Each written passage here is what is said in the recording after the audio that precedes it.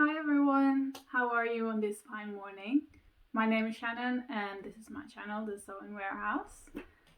Today I want to take you along all the projects that I have sewn this year so far and do a big bit of a deeper dive, that's the words, into the projects that I made and like kind of my measurements and things that I adjusted. So if you see me looking down, it's because I'm looking in the project book, the holy project book, of all the things. This is where I record all the things that I've made and want to make and all the projects and things like that. So let's start with the first one. It wasn't a dressmaking thing, so I'll keep it short, but I made a like quilted tabletop. It came in a project box from my sewing box. And after moving, I just kind of needed to have a small project to get back into sewing. And this was perfect, basically, because it's just a small quilt. It only took me like a day to make, but you know, it made sure that I sorted all my things out and I was ready to get sewing. So it was a good first project for this year. Then the second thing I made was the Lottie dress by Sew Over It. Now this dress I wouldn't normally pick it myself to make, but it came with a sewing magazine that I bought, and it has like 8 to 10 buttons on the front, so I figured it would be a good project to practice my buttonhole making skills and things like that. So I made it in like a bright red cotton that I bought on Gold Hope Road. And to be fair, like it matched with the dress. It was really nice, actually. Yeah, I used orange thread, so it was a bit of a contrast as well. And then, well, I made myself a size 10. Measured myself, came to a size 10. Made it foil because, well, obviously better safe than sorry. So the 10 was alright at the top, but I noticed it was too small at the hips. So for the actual dress, I retraced it from a size 10 and then graded out to a size 14 at the hips, just to have some movement. And then what I didn't do with the trial is I didn't sew any buttons on. So when I did actually sew the buttons on, it came out that it was just too tight around the bust. So it would have needed an FBA, which is a shame. Because I can't wear it now. But I gave it to my mom, and it's more her style anyway. So it will be better used with her. So it didn't go to waste in the end. But yeah, I was surprised how well it looked on me, to be honest, because it's not really something I would have picked for myself. Then the second thing I made was actually the cuff top by the assembly line. Now what I like about this pattern is, like, I've been looking at this pattern for like some years now. And what I like about it is just like it's like a simple t-shirt, but also not. It has like these extra cuff things that make it a little bit different than just your regular t-shirt. So I made it in some dark green, like cottony fabric, also bought on Gold Hog Road. And it's more like a wearable muslin than anything else. I measured myself. It was 94.5 centimeters around the bust, 70 centimeters waist, and 106 centimeters at the bottom. So I came to a size M, a medium, and it was like, it's a very easy pattern to sew because it's just basically just like it has the sleeves already attached on the pattern, so you don't have to sew on the sleeves. It makes it very easy. It's just the center seam, got some neck facing, and center seam at the back, and then just your side seams. And it was, and obviously like the inserts me elastic, but that's not too difficult either. So all in all, it was quite easy to make. But then I put it on, and I'm just not sure that this kind of like boxy tee is something that looks good on me. I've got kind of like an hourglass figure, so something that accentuates the waist just looks better on me than something that's straight line. So I'm not 100% sure I'll make it again. Maybe I'll try to hack it to like take it in somewhere at the waist or at ties or something like that, and make it with like a V-neck or something. So I'll try and like make it work somehow. Then the next thing I made was the Rochester top by Maven Patterns. And I made this in a light brown cotton, again, bought on Gold Hogue Road. And it's also more of a wearable muslin, because the fabric is just not really high standard, or I bought this fabric to kind of like practice different techniques on and things like that, so hence wearable muslin. Now my measurements for this one were a 92 centimeter bust, a 76 centimeter waist, and 102 centimeters at the hips, which just goes to show like how different your measurements can be from project to project. Probably measured in a different time of the day or something like that, and it's just different. But anyway, I made a size 12 because of that. And again, it's quite an easy sew. The only thing that's tricky is like the curved hem. And for me, on one side it went really well, and it looks like it's supposed to look like, and on the other side it didn't. So it looks kind of horrendous, in my opinion. So I'll probably wear it tucked in at some point, mostly.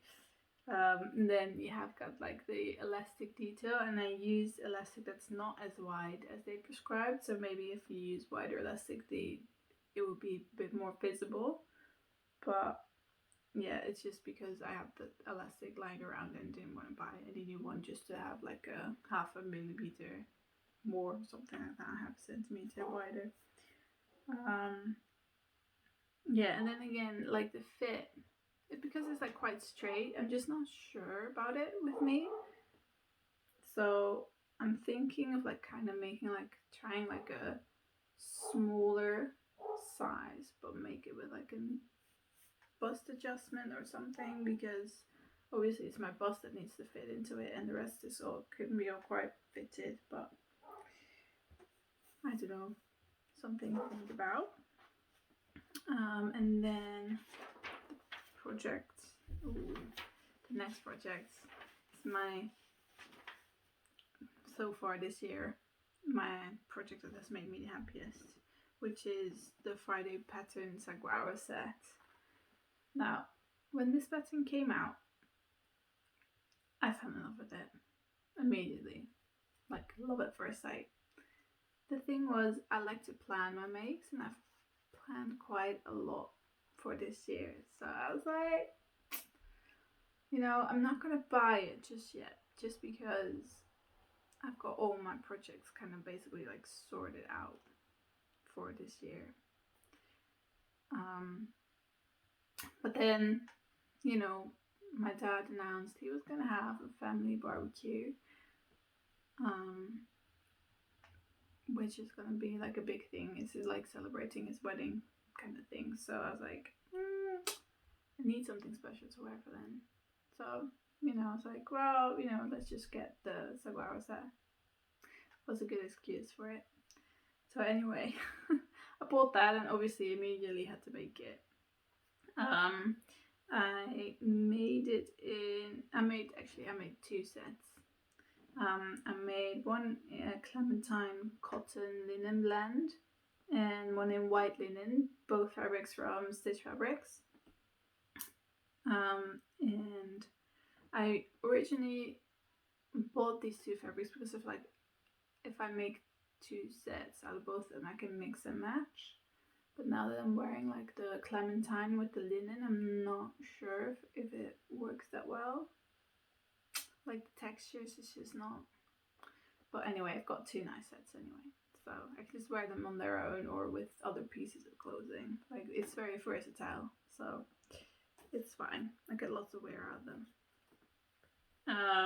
But my measurements for this one were like bust 96 centimeters, waist 77 centimeters, and hip 103 centimeters. So when it comes to the elastic, I did like, they have like the tables in there where they say like how much elastic you should use. So I made size large, and I just put like the elastic around my body because I wasn't entirely sure. Like, I was falling between a medium and a large, so I put the large on.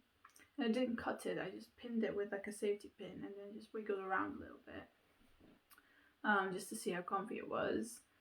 And then I did the same for the medium, and the large is just way more comfortable. So I just decided just to go with that.